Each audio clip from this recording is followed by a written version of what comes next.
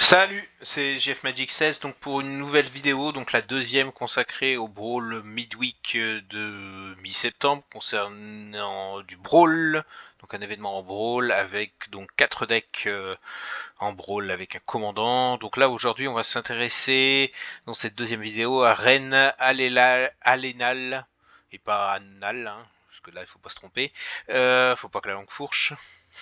Donc Reine Alénal de Ruadash, qui est une créature légendaire elfe et noble qui coûte 3 mana, donc un vert, 2 blancs, donc en Célestia, qui est étoile. Et donc la force et l'endurance de la reine Alénal de Ruadash, la reine, on va l'appeler la reine, hein, parce que bon, faut pas qu'elle arrête un peu de se la péter, sont chacune égales au nombre de créatures que vous contrôlez.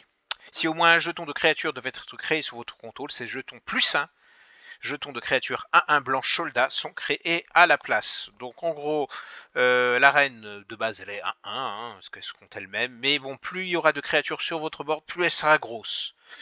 Et plus vous créez des jetons, plus elle créera des petits 1-1 en plus soldats. Ce qui manque à la reine, c'est le piétinement. Voilà, ça pourrait être sympa de lui donner le piétinement.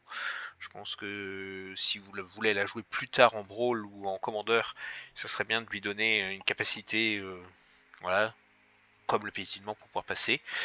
Et puis on va regarder de quoi est constitué le deck. Alors, donc il y a un adepte optimiste qui est une très bonne carte, vétéran lunarque pour gagner des points de vie, donc un boost de créature, la pisteuse de la nouvelle une petite créature pour un, dévoreur de vertu, un petit artefact légendaire, ça c'est un très bon anti-bête, adversaire intrépide, pied de biche de citoyen, donc qui crée un jeton 1-1 citoyen, donc avec la reine ça on crée une créature de plus, et qui donne +1/+1, et pour 1 et l'engager, on peut sacrifier le pied de biche pour détruire un artefact ou un enchantement. Très bonne carte, posture valeureuse, un très bon anti-bête ou qui permet de donner indestructible à une de ses bêtes. Renfort résolu qui est une 1-1 flash et qui amène un petit 1-1 avec lui. Le personnel d'accueil du gala qui, à chaque fois qu'on joue une créature, qu'une créature arrive sous son contrôle plutôt, on met un marqueur +1/+1, ou on crée un jeton très engagé, ou on gagne 2 points de vie. Donc on peut le faire une fois chacun pendant son tour.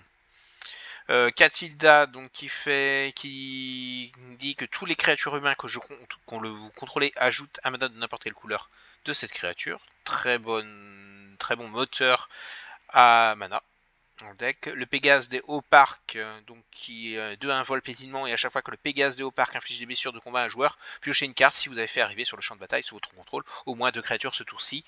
Donc qui combotte très bien avec la reine qui permet de mettre 2 créatures quand on joue un token. Venez danser, 2 tokens blancs 1-1 humain avec le flashback. Voilà, un petit caillou, qui est encore un moteur de pioche. L'annonce du mariage qui crée en fin de tour des 1-1 blanches humains, et quand elle a 3 marqueurs, donc au bout des 3 tours, elle se retourne pour faire antenne glorieuse, donc donner +1/+1 à tout votre board. Très bien. La cavalière Riviane 2-2 enrôlement, donc la nouvelle capacité de la dernière extension de Dominaria, donc qui permet, quand au moment où cette créature attaque, vous pouvez engager une créature non attaquante sans madame-vocation que vous contrôlez. Quand vous le faites, ajoutez sa force à celle de cette créature jusqu'à la fin du tour. Donc on peut attaquer avec la cavalière et engager une autre créature pour lui donner sa force. C'est pas une capacité très forte, c'est plus une capacité réservée pour le limiter, mais par contre la cavalière crée un jeton soldat, donc qui combatte.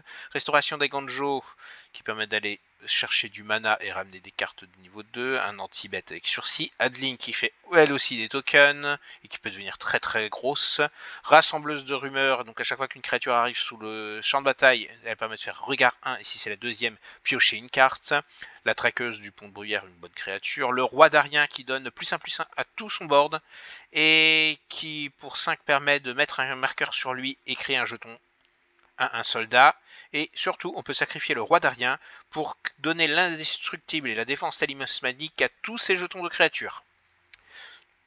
D'emprisonnement qui est encore un anti-bête, l'impératrice vagabonde, la protectrice du cimetière qui permet de créer des jetons 1-1 soldat, l'entourage élégant qui indique à chaque fois qu'une autre créature arrive sous le champ de bataille sous votre contrôle, une créature ciblée autre que l'entourage gagne +1/+1 le piétinement. Donc ça permet de donner à la reine le piétinement. Agitation de la populace qui, elle, est une carte complètement broken si elle est bien jouée, donc qui est cachette 5. Donc quand ce permanent arrive sur le champ de bataille, regardez les 5 cartes du dessus de votre bibliothèque, exilez-en une face cachée, puis mettez le reste au-dessous de votre bibliothèque. Et à chaque fois que vous attaquez avec au moins une créature, créez autant de jetons créatures 1/1 verte, blanche et citoyen. Donc avec la reine, on créerait un token de plus. Puis si vous contrôlez au moins 10 créatures, vous pouvez jouer la carte exilée sans payer son coup de mana. Donc si vous attaquez avec 5 créatures, vous en créez 5 de plus. 6 avec la reine. Et donc ça permet de déclencher la capacité. Aurore glorieuse, donc au début du combat, pendant votre tour, on choisit l'un. Soit les créatures que l'on contrôle gagnent +1/+1 et acquièrent le piétinement. Une autre manière de gagner du piétinement. Un terrain ciblé acquiert, ajoutez 3 mana verts jusqu'à la fin du tour. Ça c'est quand même assez moyen parce que pour une carte qui coûte 5. Piochez une carte si vous contrôlez une créature de force supérieure ou égale à 3. Ou gagnez 3 points de vie. Le chef de guerre d'atelier qui coûte 5, qui est une 5-3 piétinement, avec un coup de blitz pour 6 sinon, et quand il arrive sur le champ de bataille, on gagne 3 points de vie, et quand il meurt, on crée un 4-4 Rhino. Voilà, la maison de poupée des horreurs qui permet de créer des jetons artefacts, et le maître de guerre de Tovolar, le maître chasseur de Tovolar, pardon, qui arrive sur le champ de bataille et qui crée 2 jetons vertes loup 2/2. Et quand il se retourne, il devient le chef de meute et qui permet de faire combattre un autre loup ou loup-garou. Mais là, en l'occurrence, on n'est pas dans le thème loup-garou, donc au pire, on pourra faire combattre un petit 2/2. Bon, ça reste une 7/7 qui crée des tokens, donc c'est très bien. Au niveau des terrains, donc c'est pareil, on a une mana base assez propre. Je déconseillerais quand même les terrains qui arrivent engagés, comme le sable verdoyant. Par contre, vous pouvez sans hésiter rajouter le terrain utilitaire en vert, en plus de l'Egonjo. Donc on va aller sur l'event pour voir ce que vaut ce deck. Puis après, vous pourrez choisir parmi les 4 celui qui vous intéresse le plus pour faire l'event. J'essaierai après de faire peut-être une petite vidéo pour améliorer ces decks, parce que voilà, je les trouve plutôt sympathiques. Alors, nous avons taillé un joueur, nous allons voir ce qu'il joue. Donc, nous allons affronter Hermie, donc, qui joue Joda, donc qui joue 5 couleurs légende. Alors, nous avons plutôt une bonne main parce qu'on va pouvoir jouer le personnel T2 avec la renfort résolu derrière.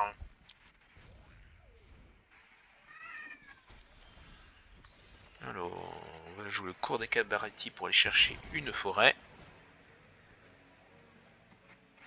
Notre adversaire, jouant 5 couleurs, il risque d'être assez lent. Je pense qu'il y a moyen qu'on le déborde. Vous voyez là, le terrain qui arrive engagé, c'est quand même assez embêtant d'avoir un terrain. Ah, un mur de vigne florifère qui lui permet d'aller chercher un land. Un triland notamment. Alors, pour 2 mana, nous allons jouer personnel d'accueil. Voilà, le terrain qui arrive engagé, là, il va peut-être nous embêter un moment.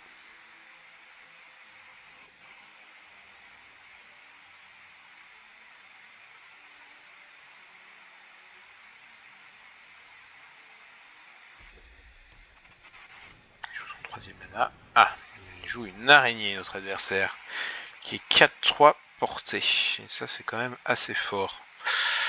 On va jouer notre plaine. Donc elle est portée piétinement, et pour le domaine, il peut payer 8 pour la renvoyer en jeu, et 8 ça coûte 1 de moins par le domaine. Donc ça fait quand même un très bon bloqueur pour notre adversaire. Nous avons 2 possibilités, soit on ramène la reine, soit on met la reine tout de suite, ou la restauration d'Engonjo pour la retourner plus vite. On va jouer la restauration d'Engonjo. On pourra toujours défausser le sable verdoyant qui ne sert à rien. On va chercher une plaine.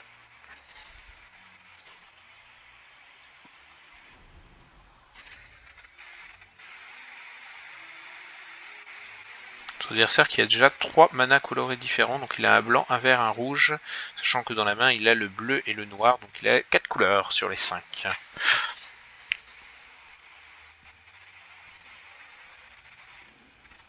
Alors, il joue son triome. au prochain tour, potentiellement, il pourra jouer. Alors, le paquet combinatoire qui lui permet d'aller chercher un terrain de base tout de suite. Donc, soit une île, soit un marais, a priori. Il va chercher son marais. Donc, il a ses 5 couleurs au prochain tour. Donc, au prochain tour, tout son board. Bon, là en l'occurrence, c'est pas des légendaires, mais il a une 6-6 au prochain tour.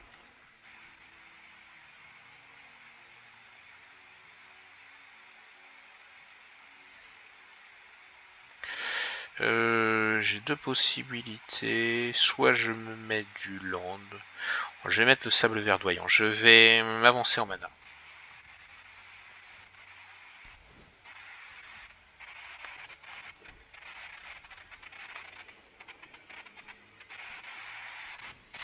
Je vais jouer l'entourage élégant. Je vais mettre un marqueur sur le personnel d'accueil. Je vais essayer de mettre un peu plus de pression à mon adversaire que lui peut m'en mettre. Pour jouer la reine au prochain tour. Et je pourrais faire un renfort résolu en prêt. Donc ce qui me fera quand même 3 créatures 1-1 pour 2.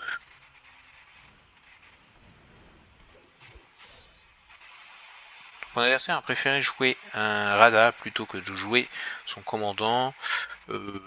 Son araignée ne m'embête pas trop.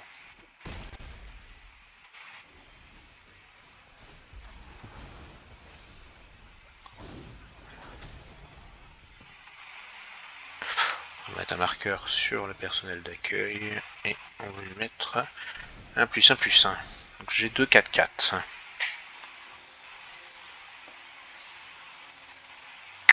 On va poser une plaine tout simplement.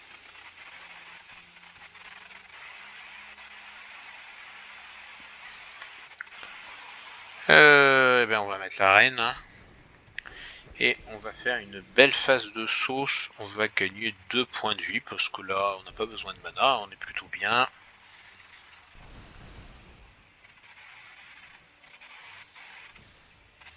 On va attaquer et selon ce qu'il fait, on va pouvoir jouer le renfort résolu en flash ou la cavalière. Donc mon adversaire ne bloque pas comme prévu. Il n'est plus qu'à 14 et là on va lui mettre 3 bêtes sur le champ de bataille. Donc là on va être obligé de faire un trésor, on va pas pouvoir faire tous les triggers. Les triggers de l'entourage élégant, on s'en fiche un peu. Parce qu'ils vont partir jusqu'à la fin du tour. Là, voilà. Donc là déjà on a un joli board. Et là on aura le renfort résolu au prochain tour en éphémère. Donc il pose Joda donc pour avoir une 7-7.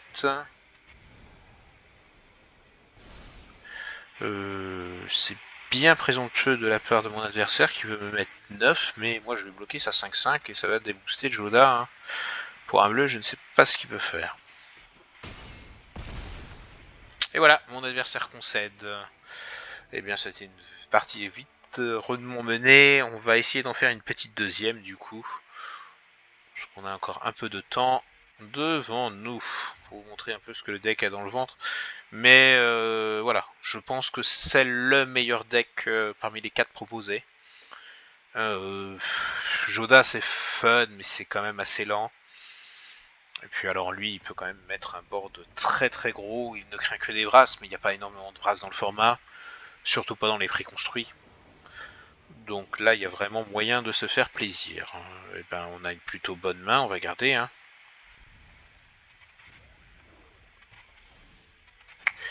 On a deux possibilités. Hein. Soit on joue le vétéran Tourin, mais on va se retrouver toujours avec notre esplanade botanique engagée. Je vais préférer jouer l'esplanade engagée.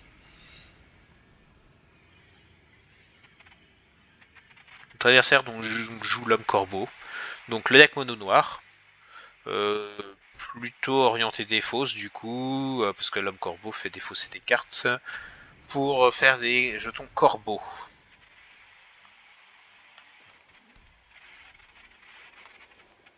On va poser un vétéran. Hein. Vétéran qui fait gagner des points de vie à chaque fois que je vais jouer une autre créature. Donc ça tombe bien, j'ai prévu d'en jouer pas mal. Alors la main est un peu plus faible que tout à l'heure, on a déjà moins de mana. Donc on va pouvoir moins se développer pour l'instant. Ce serait bien d'avoir au moins 5 mana pour pouvoir jouer l'aurore glorieuse. Alors, mon adversaire jouait une espionne sanguine, 2-3 menaces, et il peut sacrifier une autre créature pour regarder la carte du dessus de sa bibliothèque. Vous pouvez mettre cette carte dans votre cimetière, et au début de votre étape de fin, s'il y a au moins 5 valeurs de mana parmi les cartes de votre cimetière, vous pouvez payer 2 points de vie si vous savez ainsi piocher une carte. Carte très peu jouée. Donc j'ai plusieurs possibilités, soit le renfort, soit le pied de biche, mais je vais plutôt poser reine.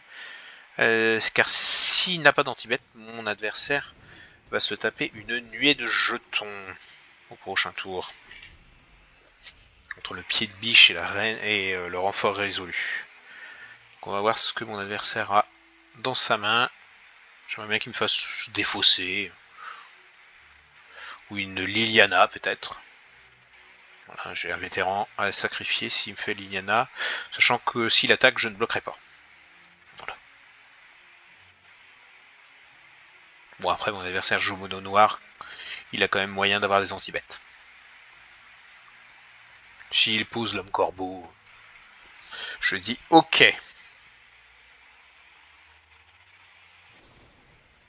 Ah, mon adversaire a quand même un exterminé pour se débarrasser de mon commandant. Donc voilà, quand le commandant meurt, il retourne en zone de commandement et coûtera 2 de plus. Alors, je vais jouer un pied de biche.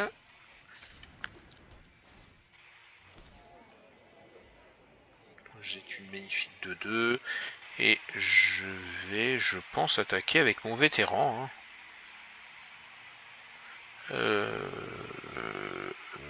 Car il va pas bloquer avec l'homme corbeau. Je peux attaquer avec mon vétéran. Pire, il sacrifie son homme corbeau dessus, ça me va.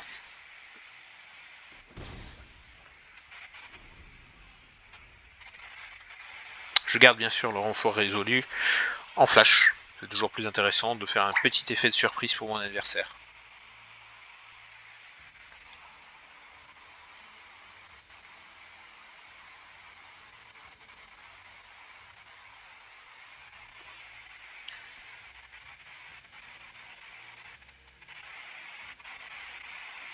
L'adversaire qui ne sait pas ce que jouer, peut-être veut-il me faire défausser avec l'homme corbeau, mais là pour l'instant il est bloqué à 3 mana.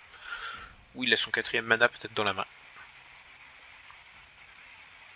En attendant, moi, si je pioche un mana vert, je vais pouvoir jouer Horreur Gloriose. Sinon, soit la maison des poupées des horreurs, mais c'est un peu lent. Mais sinon, je poserai de toute façon la reine. La reine qui va devenir de plus en plus grosse.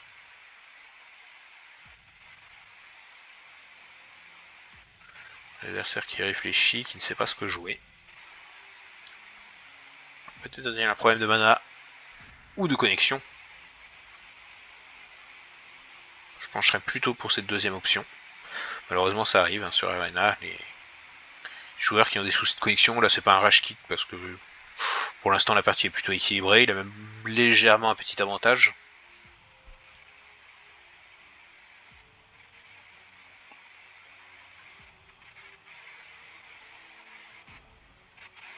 Je pense que la partie va se terminer prématurément si mon adversaire ne revient pas en jeu. Hop, je vais faire le flash du renfort résolu. Ça me fait gagner 2 points de vie au passage. Voilà. Je vais poser ma plaine et je vais jouer un entourage élégant. Je vais passer mon tour. Mon adversaire a donc un éphémère en main, comme le prouve son attente là sur le board. Voilà, il y a des petits tics à savoir. Hein. On peut passer le tour pour aller plus vite, pour pas faire croire à notre adversaire qu'on a un éphémère. Faut parfois penser à ça ou faire le contrôle pour mettre en pause. Quand on n'a rien, l'adversaire peut croire qu'on a quelque chose. Là, en l'occurrence, mon adversaire a quelque chose en main, mais bon, il n'est plus connecté. Donc moi voilà, j'ai passé automatiquement. De toute façon, j'ai rien d'autre à jouer. Donc quoi qu'il arrive, le jeu passera pour moi.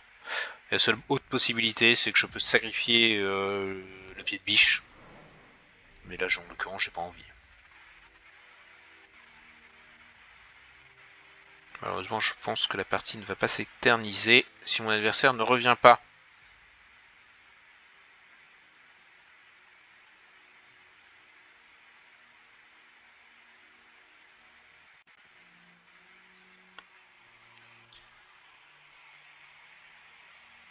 Ça arrive malheureusement que sur Arena, les gens soient déconnectés. Notamment si vous jouez sur téléphone, je vous conseille plutôt quand même de jouer sur PC, c'est quand même plus stable, plus agréable. On fait moins d'erreurs. Clairement, on fait moins d'erreurs en jouant sur PC. Voilà, donc je vous conseille quand même de jouer sur PC, c'est plus agréable. A noter que pour l'événement, ils nous ont mis des petites sleeves différentes. Donc moi j'ai le droit à un arbre, mon adversaire a le droit à... je ne sais pas qui c'est. C'est un Placewalker, peut-être Liliana. Et là, mon adversaire est obligé de concéder automatiquement. Voilà, c'est la fin de vidéo. Malheureusement, cette deuxième partie a été plus courte que prévu. Mais bon, vous avez pu voir que voilà ce que donnait le deck. Sans Tibet, là, ça partait en cacahuète pour mon adversaire. Voilà, c'est la fin de vidéo. Bye bye à tous. Et puis, je vais essayer de revenir demain pour les 2 decks qui manquent. Voilà, bisous, bonne nuit.